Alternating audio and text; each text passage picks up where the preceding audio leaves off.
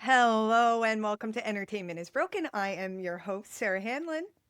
And I'm Richard Crouse with Sarah, and today we're going to talk about some of the big stories. There's a bit of unsavory news that we have to kind of push through what we will. I think it's important to talk about it, but there's lots of other things to talk about too, including how the Oscars are going to change and probably change, I think, for the better, but we'll get to that a little bit later on.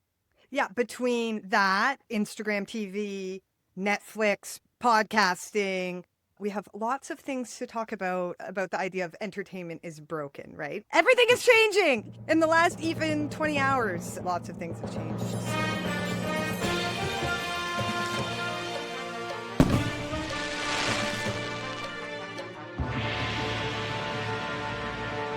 Yeah, since I saw you last, which was just on Sunday, things have changed a great deal. And there's things that are going to, I think, fundamentally change the way that media is moving forward that have happened since we saw one another on Sunday. It's crazy.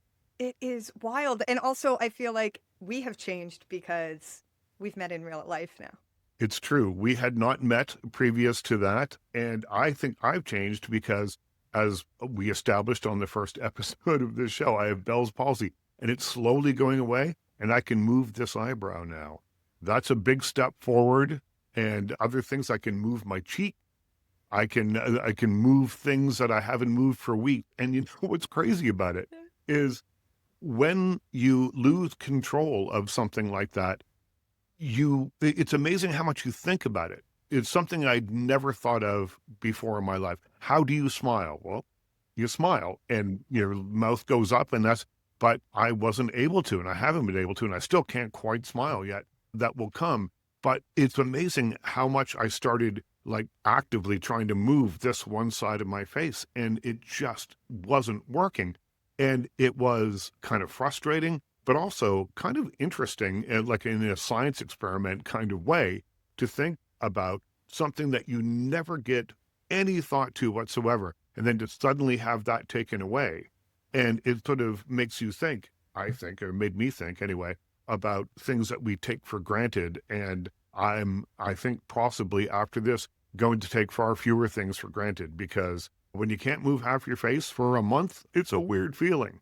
That's a really, really good reminder. And I think if it's something that our listeners take anything out of this random thing that happened to you on our very first recording and coming with that journey with us, I hope that's it. You know what I mean? And we talk about silly things, but they mean a lot to us. Entertainment and movies and TV can be a little frivolous, but they mean a lot to us. And it's just like a really good reminder that, this is life, baby.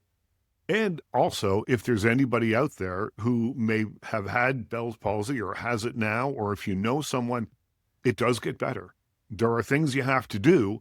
And the sooner you go to the hospital, once you realize you had it, the better off you'll be. But you can recover. And then over time, and just like anything else, it just takes time, and you will start to feel better. So, maybe that's the message that I want to send, really. If there's anyone out there that has this, it does get better. So we have other kind of heavy news to talk about, but honestly, we're going to keep it light because the passing of Rob Reiner and his wife is obviously, oh my God, so tragic, really just messed up. I want to swear. I'm doing my best not to just say how effed up the whole situation is, and scary and just sad all around. But we're going to talk about his legacy, his movies. The thing that's really powerful for me is seeing all these people talk about like how much Rob Reiner did for them. Yeah. And so it really has me thinking about like legacy, I'm sure from like a film buff, tell me how you're feeling like when you wake up and hear this news. Well, I didn't wake up. I found out about it late at night, and I was going through X and I saw this news and I thought, oh, this can't be true, and I scrolled a little further and it seemed to be confirmed. I had just interviewed him in September and we had an incredible chat. He told me about doing improv comedy in the 1960s in San Francisco. And he said, Janis Joplin got up and did stand-up comedy or improv comedy with us on one show. And I said, was Janis Joplin funny? And he said, she was a very good singer. which I loved. I thought it just was perfect kind of comic timing, and he was so fun to talk to. What I loved about our conversation was how playful it was. He was just willing to sort of bat ideas back and forth and be playful. And I think he brought that to his films, or a lot of them. And so when you look at a film like The Princess Bride, which is a fantasy, it's a love story, it's all sorts of things that you could easily hang it on a genre peg with. But for me, I love what he said about it. He said, well, really, all that movie is about is a grandfather telling his grandson that love exists in the world. That's what that movie is about. And when you think about that, it makes this story even sadder, Oh if my it could be gosh. any sadder. It's so, that is devastating. And yeah, that hook in A Princess Bride, or like the concept of, as a writer, I have straight up stolen that. You start the film from the narrative, like, okay, we're telling a story. It is that is so good for a creative motif, Yeah. because you can get away with so much then at that point. And then also that's what makes that film so rewatchable. Like, it is Mhm. one of those movies you can just watch 1,000 times. And the idea that, like, right at the start, there's all the things in the room that are kind of foreshadowing the whole tale. And so you get that idea that the grandfather is like specifying this tale for his son based on, Mhm. like, the things are like that. Just alone is so beautiful, and the impact of that.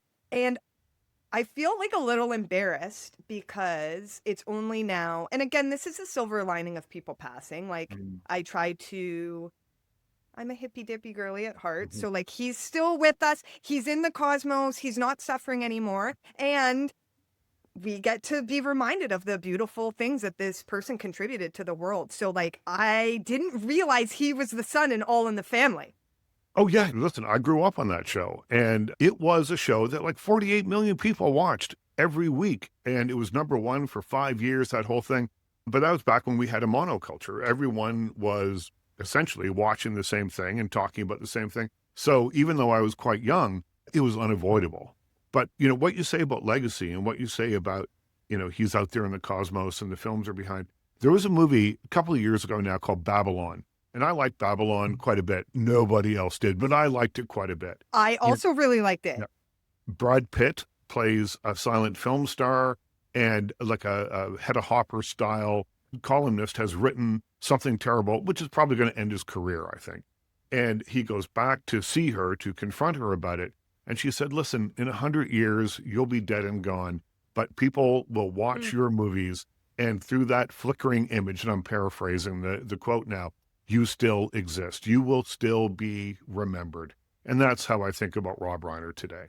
Yeah, yeah, absolutely. Like, I was talking at your party a bit about this, is I was raised on television, Mhm. and movies. I was, put in front of the TV, and that's where I got my morals and my ethics from. So I think my dad loved All in the Family. And Yeah. so I was really young too when we would watch it and it would be on, but I took those messages like so literally and so seriously. Like, Archie Bunker is a mean guy. Like, he's rude. You don't want to be that. You want to be Rob Reiner's character and his partner's character. They're young, they're liberal, they stand for progress, they stand for inclusivity and equity. And I took that stuff so seriously. So I really give someone like Rob Reiner credit for making me the good person that I am. I'm so grateful that people take art seriously. Rob Reiner is the perfect epitome of that, too. I remember the first time I saw When Harry Met Sally. It changed me. It taught me stuff about being a human being, right? And that's what you want art to be, and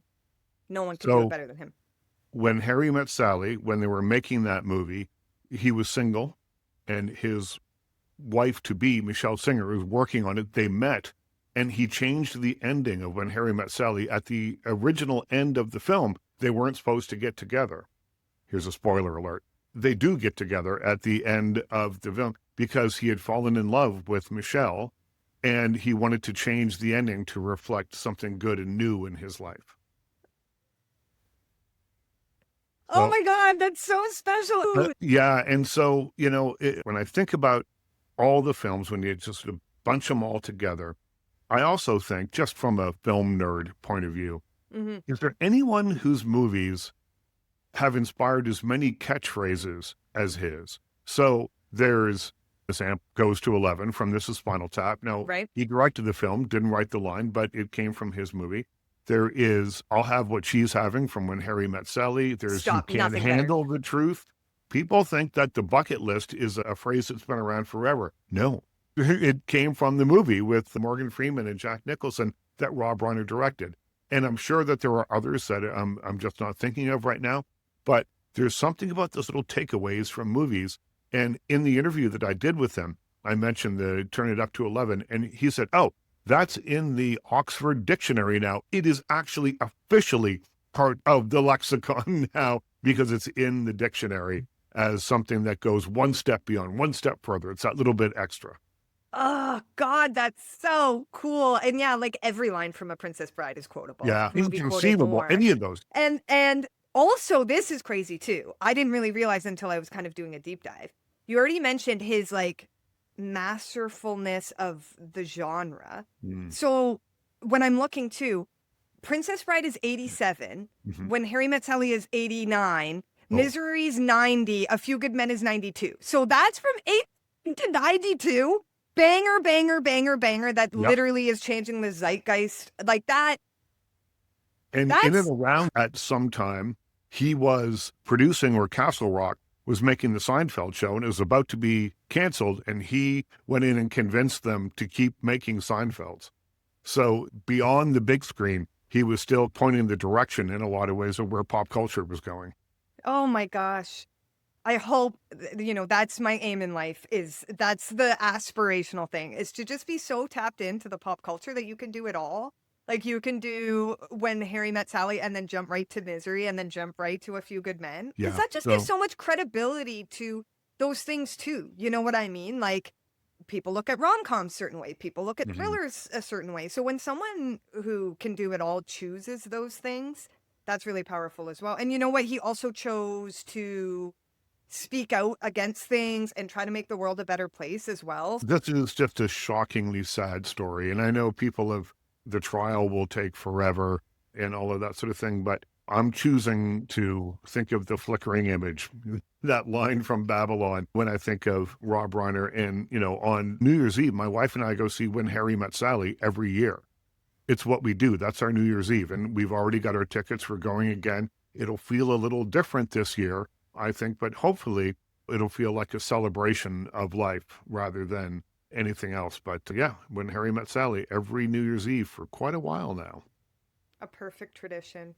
Yep, a perfect New Year's Eve movie. Now, we don't time it, but I mentioned to Rob Reiner that we go with this is our tradition. And he said, if you started at like 10:32 or something at night, it times out perfectly. So the New Year's Eve scene happens at midnight. So you can spend New Year's Eve with Harry and Sally. Okay, I'm doing that.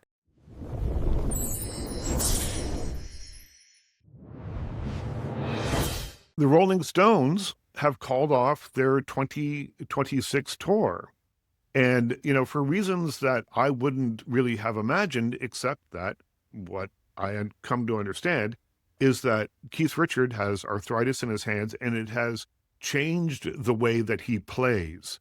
Now, he can still play, but the rigors of doing an entire tour is something that apparently they're just not up for. So it's not the end. They have a new record coming out and things will continue in the Rolling Stones world.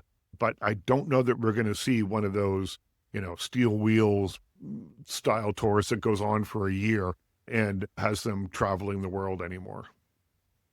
Yeah, it must be so hard to choose when to stop doing touring or when it is what you've been doing your whole life, and it must be so fun and so exhilarating, and like you get that love from everyone, but also like even young artists now, like new artists, people like Chapel Roan and things, they're coming out and they're saying like, this structure is wild. It's too much for a human being to keep up with, right? So the nature of like having a little bit more insight into how challenging these tours actually are, you're kind of like, this makes sense. And maybe some of these older artists should have been doing this before, like we've kind of mentioned the idea of like how can we reimagine concerts so that A, Mhm. people can actually enjoy them, And they're afford. not afford them.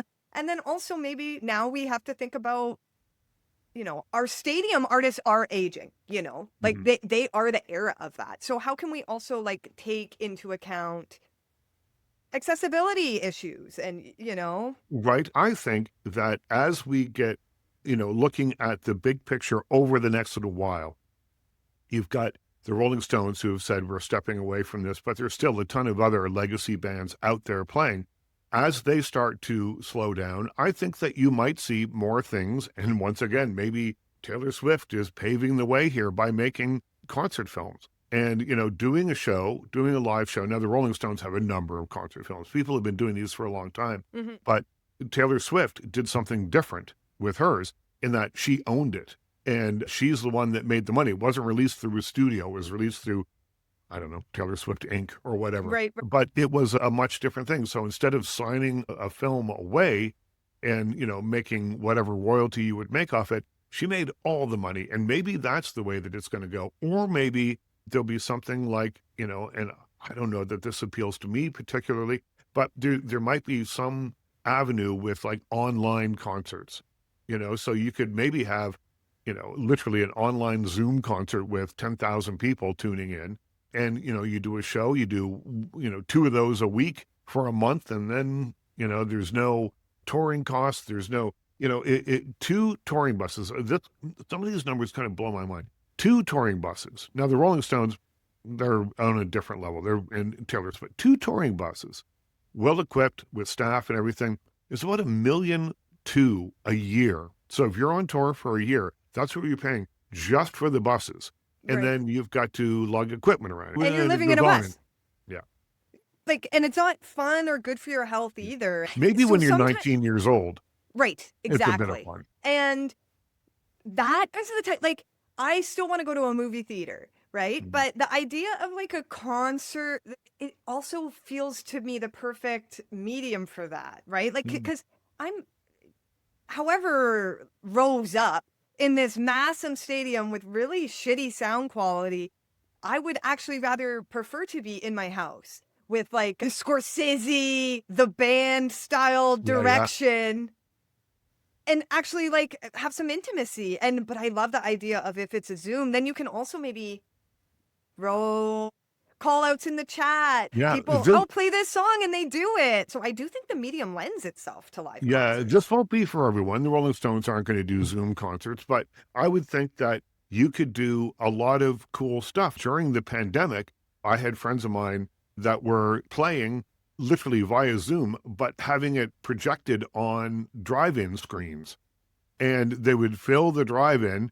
And the thing that I loved about this is that instead of people applauding, because of course everyone had to be socially distanced and in their cars, they just put their windshield wipers on like they were applauding, which I'm I thought was obsessed. very funny. I would much rather be in my car, smoking a joint Mhm. potentially, than, crammed in a stadium. You don't even get to stand nowadays. You start dancing, someone taps on your shoulder. Can you Right. sit? It's you, or you can't see because the person in front of you is standing and dancing. I mean, I think it's a great workaround. And here's the thing: I remember, was it last summer? There was a documentary, a Celine Dion documentary came out. I Mm. Am Celine, it was called, and it was about her stiff Stiff person person. syndrome. Yeah. And it gave a glimpse into how hard it was for her to perform. And Mhm. it was the most intimate, it was gut wrenching. Someone actually passed out in the theater, I remember. They had to leave because it was very visceral. It was crazy to see the things that this woman was putting herself, and she just kept saying, I need the stage. Mm. When I'm out there and I get the love from people, I need that. And part of me, like everyone came out being like, Celine's so strong and it's so amazing. Not everyone, obviously, but the Right. kind of push of the film was that like this was so amazing that this woman was like, she loved this so much she was doing it. And then like it did coincide with like a couple months later, she's like, I'm gonna be in a Vegas residency. Mhm. Part of me in my anti and skeptical nature was very much like, this seems very unhealthy. And if you're an artist and you're about making music, she could be a producer, she could be a songwriter, she could be helping to inspire a younger generation doing things that aren't so hard on her body. Right. It could be good for her and it could be good for other people. I love Celine Dion. But would it also not be like more creatively challenging to try something new and stuff? Part Mm, of me feels like it's an unhealthy way to it's like it must because it can't even be money. It went to LA or Los Angeles or sorry, she lives in Vegas, mhm. and they drove up to this fucking Quonset she Yeah. owned full of clothes and she's like, I don't throw away anything. So part of me is like, is it just the ego thing? And they really just need I to keep doing this for the ego and the petting of it and to the detriment of their own health at a mm. certain point? I don't know if it's ego. I mean, with some people, maybe it is.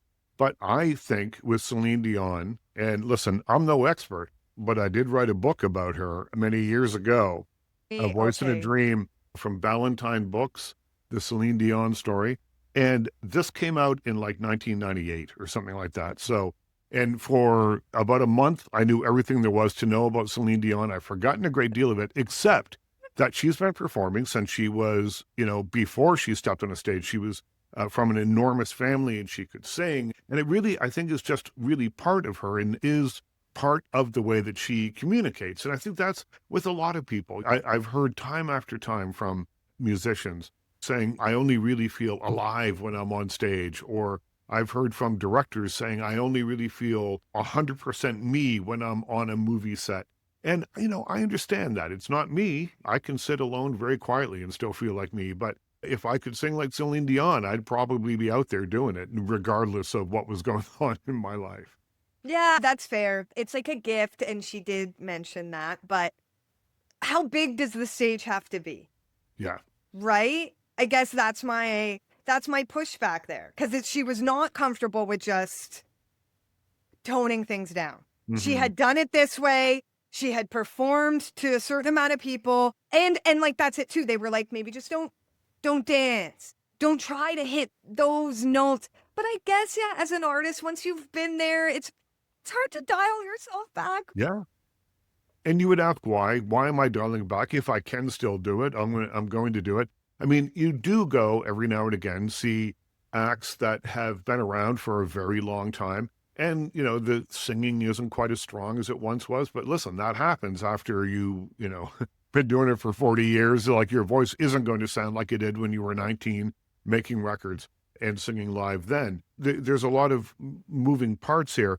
I don't think that I've ever been really burned by seeing a band like a legacy band that I thought, oh man, they should have hung it up a while ago. I mean, there is footage online every now and again that you see of Frankie Valli, and, God love him, he's out there playing and singing, but he doesn't look present. And maybe it's just that video footage, the angle or whatever it is, but he doesn't look present in it. And that kind of makes me sad when I see it. But who knows? Maybe the rest of the show is killer and I'm the one that's missing out. I would much rather see them enjoying themselves and present than like Yeah. hitting the notes, like I saw Bob Dylan later on. Yeah. Was he exactly what I maybe expected? No. Was No. it still incredible and was it still Bob Dylan? Absolutely. And Yeah. like I think Well, part of it too is that expectation. part of it with Bob Dylan too is the confounding nature of his performances too. A friend of mine was telling me recently that he went to see Bob Dylan and he really wanted to hear Blowing in the Wind. And after the show was over, he said to the guy he was with, he goes, I'm mad because I didn't hear Blowing in the Wind. And the guy said, no, he played it. He just didn't sound like Blowing in the Wind, but he was singing those lyrics. And so, he is an artist, I think, that is always kind of looking forward. And so he doesn't treat those records that he made like they're written in stone or they always have to sound exactly the same. Right. The version of Blown in the Wind or whatever it might be that he would play in 2025 is going to be his 2025 version of that song. Yeah, And yeah, that's cool. I mean, Elvis it is. Costello does the same thing. He reimagines his songs from the inside out when he plays. And I think that's cool. I think if you have a deep catalog that people want to hear, as much as I'd love to hear Bob Dylan sing like it sounded on the record, I think it's pretty cool that he still wants to do something different with it.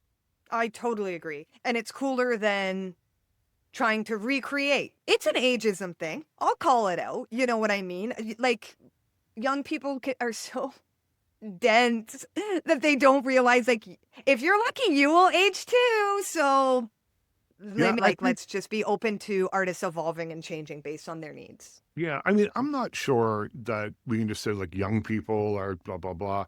I think that it's fans, who want their things written in stone. They want them to be the same as they remember them. Like I always think of when something comes out, like a big superhero movie that doesn't accurately show what's in the comic books, and people say, "You've ruined my childhood," and no childhood was ruined here. The comic books still exist. I think it was Raymond Carver, and Raymond Carver was a famous writer of really hard-boiled detective literature, and a lot of them got made into movies in the 30s, 40s, and 50s.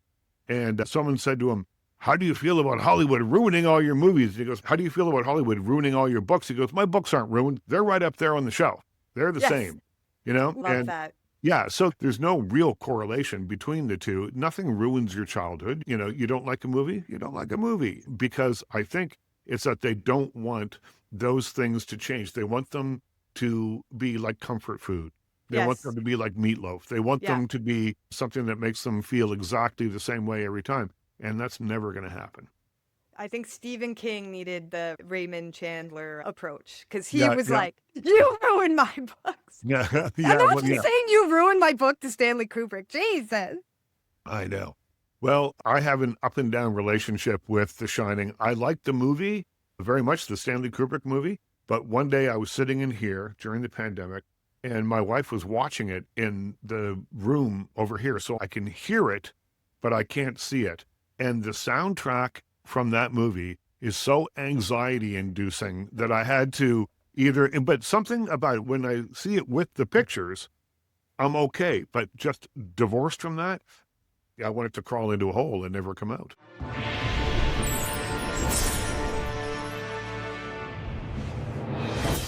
In 2028, the Oscars will turn 100 years old, and they will also celebrate somewhere in and around 50 years of being broadcast on ABC television. Starting in 2029, it was announced recently that the Oscars are moving to YouTube.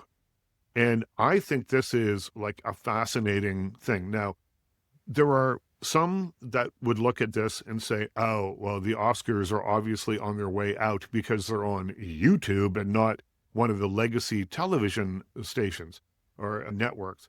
What I would say is quite the opposite. I think that if you take the Oscars and put them on YouTube, you are thereby cutting all the threads that were making them kind of sometimes a hard watch for me. They can now be as long as they want. And Yep. that's, whatever. I would like it if they could rein it in a little bit, but you don't have to worry about bumping into the 11 o'clock news now. So there's that. And sometimes they really do cut off meaningful speeches. They Like, do. you get your Adrian Brody's in there where you're Yeah. like, all right, what are you doing? But Yeah. most of the time, I don't mind getting a little extra. I just don't want to hear a list of names. I want you to actually say something in your speech. The speeches can go on as long as they want. You can also say whatever you want. On television, people are told don't swear, don't do it. On YouTube, True. there's no rules anymore. So, I mean, I didn't there'll be, even think of that. yeah. And so I think what you might find is a show that's a bit looser, a show that is not quite as programmed, every second of it as the live television broadcast is. And YouTube is huge. YouTube has more people watching it than Netflix does, and Netflix has more people watching it than NBC or CBS or any of the big networks. So that's how big YouTube is. And by the time we get to 2029, in essentially 3 years, they're probably going to be even more dominant because they're making moves like this to scoop up some things that I think people are interested in watching still, but they're going to be watching it differently. Yeah, it's like I had just heard Instagram's coming to TV with the, you'll be able to watch your Instagram on TV. And then right after that, I heard Netflix is joining with iHeartRadio. to produce all of the, or like essentially all the podcasts on iHeartRadio will now be on Netflix in video form. And I'm like, shit, between those two things, like that's what this podcast is about, right? We're like, we love entertainment, but right now we're definitely in a transition point. Mm-hmm. Entertainment is broken, it's fragmented, things are fragmented, things are changing. And then so between those two things, and then I think it was this morning I woke up or last night and it's the Oscars on YouTube. Yep.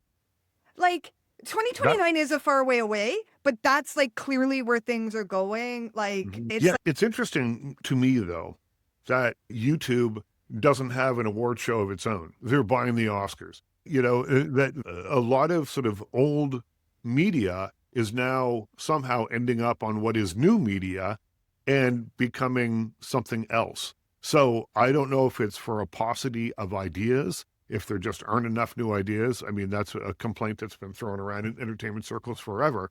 So I right. don't know if it's that or if it is that it's a nice way to ease in a couple of generations of viewers to watch the Oscars. Maybe older Mhm. people will now start watching YouTube that weren't watching it before. Who knows Huge. exactly what it is, but I do find it kind of interesting, this intersection between the disruptors, the YouTubes and Netflix and stuff, and the disrupted, and how Yep. they seem to be coming together like puzzle pieces. It's huge, it's telling, and I mean, when you say that, I think of Marshall McLuhan, our Canadian Mhm. communications savant, he was really a futurist too. And he said the medium is the message. And this idea that, like, maybe it's the user behavior that comes first, right? And I Right. think of when I started, and that user behavior can affect culture more than the content of what those users are watching. The idea that I started watching YouTube during COVID, I think. Mm. Like being in my house a lot. I think that's when I started more watching it on my television and really getting to know like creators and following them because I have more time, more in my house, and that personal connection was really important. So now we're just there. We've made that personal connection. But you're right, now they're like looking at what markets do we still have to capture. And I think I love the idea of meshing traditional content forms and structures. Like we talked about the Christmas special. I love Yeah. a variety show. I love late night TV. I Mhm. think this is what we need. The blending of the digital and the traditional has we've been running parallel, and I do think we need a little bit more integration. So I think the Oscars thing does excite me as well. I didn't even think about like the more actual artistic freedom. That's a Yeah. really good point. Think about it. I'm sure that it could possibly even be slightly more interactive. There's lots of ways that this could be something that gives the Oscars and the Oscar telecast specifically that just shot in the arm that it is needed for a very long time. Yeah, like there's just they command more viewing time than Yeah. traditional broadcasters now, and like it is kind of crazy because you like sit here, you think you're in a silo, and then you kind of like, oh yeah, I did this, other people did this as well, and now we're all here on YouTube, and now they have that edge, and it does seem like something like Instagram is now coming in and seeing that we need to be on TV too. Right. You've seen Avatar. I was just at the red carpet for the premiere. I didn't get to see it because it's very, very high high value, high intent. Everybody Yeah. wants it. So I was on a wait list, but I did get to see James Cameron looking chic as hell on the red carpet. And Yeah. you had these people who are still really pushing and putting their heart and their money on the line for these traditional media things. And it's exciting. And this is the merge that we need. Yeah, with Avatar, Fire and Ash, I have seen it. And what I said, and my full review's all over the place now, you can see it. But what I said, it's a dopamine blast delivered straight into your brain through your eyes. The visuals are so intense and so beautiful and so nicely done that it makes your eyeballs dance. I mean, it's really, truly ridiculous. Also ridiculous is the story, though. And, Right. I feel like I've seen the story in the first couple of Avatars, slightly, the dialogue is straight out of B movies. So, for the good, which is the visuals on IMAX, it's truly kind of mind-blowing experience. 3 hours and 20 minutes of that is a lot, but it felt kind of cool being there in the moment. But the stories just haven't grasped me. And maybe that's why these Avatar movies, despite being some of the biggest selling movies of all time, don't really have a place that they exist like at the center of pop culture, which so you would think with these movies that make over $1 billion, they should have a bigger spot in pop culture, but somehow they don't. They just don't seem to grab most people's imaginations. They'll go see it, but they don't live inside them like so many other films do. Yeah, that's what breaks me because it was like really hard. I was like, don't let your intrusive thoughts win and just like yell something out at the carpet right now because unfortunately for me and Jim, I got it. He's the most overrated, in my opinion. I got nothing from the first Avatar, like Right. nothing. Like if I have to say most hated film, most overrated film of all time, I might be picking Avatar. Wow. It feels, and that's unfortunately, I think sometimes the legacy media guys who care so much about film and theater and spending all this money, I just wish I think about the money that's made on Avatar and how much new creative ideas we could be getting, because even the first Avatar was kind of a ripoff of a story, if you're asking me a little bit. A kind of Pocahontas, a kind of Dancing with Wolves story. And even Titanic, I mean, Titanic to me, I gotta say, because this is just controversial and I love to be controversial. Titanic to me is more of a museum exhibition than it is a film. See, I'm beginning to understand why you didn't get invited in to watch the movie last night. They were like, we'll let you know. Like, we know her. We've called you. So this could be part of the issue. I was maybe, what year did Titanic come out? 1998, I think. Okay, 97 or 98. I'm 10 years old and I love going to that theater. And this was probably the first thing I could remember that had this hype that was unbelievable. Like everybody knew how much money he had spent. Everybody knew about this was real, like they were in the water. And so there was like this line wrapped around and we had to wait for like an hour to get tickets in Brampton. And me and my friend were running around and I ran head first into like a stone planter and I fell and I was all scraped up, bleeding. But it was Titanic. Like I wasn't going home. No one was going Right. home. We were already waiting there for an hour. So I do have to say, even from this, as a 9-year-old, I was like, I don't get the hype, but I was bleeding. Okay. So cut to all Yeah. these years later, maybe it's still a bias, but I've seen so after that, they did the whole museum. They would go to museums and show all the props. I think it is quite incredible what he's done technically. Artistically, what is there to that story?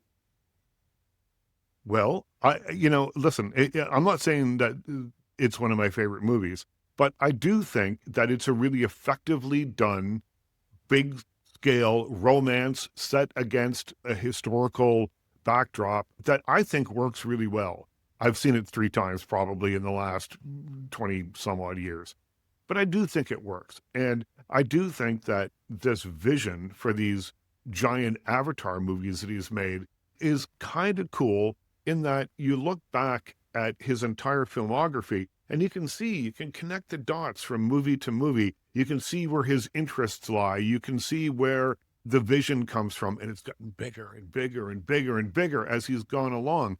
And, he's made some of the biggest selling movies in all time. So people are more than happy to cut checks and let him take risks with that money because he proves that he has something in his storytelling ability that a lot of people like. Is it exactly my thing? No, it's not. I'm not a huge fan of the Avatar movies. I love the look of them just because I think that every time out, they have pushed what can technically be done on a big screen and done so in an epic kind of fashion. But still, I'd probably rather just watch a movie with 2 people sitting in a room talking because there's more humanity in that for me. But sometimes you want your eyeballs to dance a little bit, and the Avatar movies give you that. That's fair. That's fair. I think my theater kid heart, is like, give me like a minding of a door open. I would take over Right. than like, let's spend 3 days crafting this door. But Fair point. I think Point Break is the best James Cameron movie. Well, he wrote it. So, and he wrote it, and it was just released this week that for some reason his name does not appear. It went through, the Writers Guild, and they had to figure it out. But yeah, apparently he wrote that movie. So, I mean, that's a cool movie. He should just write them and then pass them off to women.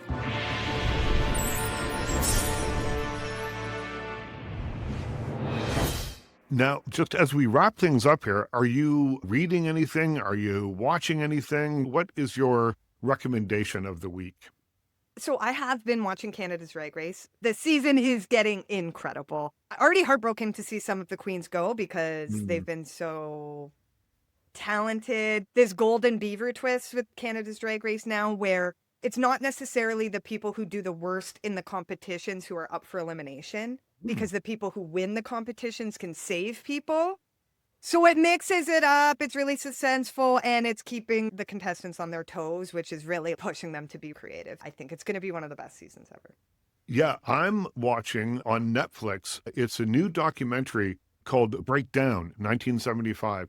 And it's about how movies and culture sort of came together in 1975 in really interesting ways. And you think about the movies that came out in and around that time and the comment that they were making on their times. And someone in the film, which is narrated by Jodie Foster, talks about how it was one of the last times that America played itself on screen before everything started to become a little bit more theatrical, it didn't play with the down and dirty side of what was actually happening in the country. Vietnam was over, but still that lingering hangover was happening. You've got New York, which has gone bankrupt, and movies like Taxi Driver are coming out. And it's just a fascinating look at that time and place and putting the movies in like little puzzle pieces and saying, the movies were not just part of the culture, they're actually driving the culture as well and commenting on the culture. And for a film nerd like me, that's good enough. It's on Netflix and it's really worth a look. Oh, I'm so into that. Yeah, like Easy Rider. Is that called like cinema verite? Is that what that references? The idea of like... Well, sort of. Cinema verite is like you would most often see it, although not exclusively, in documentary filmmaking. And it sort of means fly on the wall. So it's handheld, it's up close, it's personal, it's intimate, and it doesn't feel anchored down. There's no cameras set. It's a very fluid thing. And I kind of love films that look like that. There are a lot of them made in and around that time. But yeah, it's a fascinating look at how movie culture and everything else came together all in one big gooey Reuben sandwich. I can't even believe it's been an hour. Well, super fun as always. We will talk again next week about everything else that's been happening. And I'm sure by this time next week, if the rate of disruption in media continues happening, there'll be a whole new thing. We're going to be talking about Gloog because that's the new hot thing or something. I don't know. Maybe check us out live on Netflix. Who knows? Until then, find us on wherever you listen to your podcast. We're now also on YouTube if you like to look at our faces, which, I mean, I don't know why you wouldn't. So find us there and comment. Let us know what you think. Let us know what we should talk about. And happy holidays. Happy holidays. Merry Christmas. And we will see you soon.